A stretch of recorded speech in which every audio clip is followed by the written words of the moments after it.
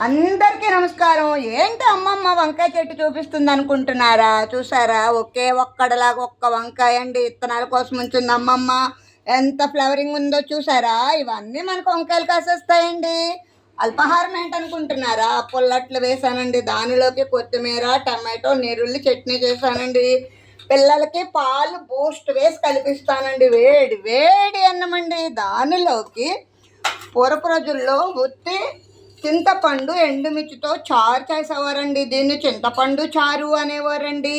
అంతే అనుకుంటున్నారా? చూడండి, చక్కగా చికెన్ శనగపప్పు కర్రీ చేశానండి. ఇంత శనగపప్పు వేసి చేశానండి. పూర్వపు రోజుల్లో శనగపప్పు చికెన్ వండేవారండి. అంటే నాటుకోడి వండేవారండి. నేను బ్రాయిలర్ కోడి వండానండి. నాకు స్కిన్ అంటే చాలా ఇష్టం. చూసారా, సలాడ్ అండి. కమ్మనైనా చిట్టగిన్ని పెరగండి. అట్టుపళ్ళండి. ఉంటాను. Bye bye.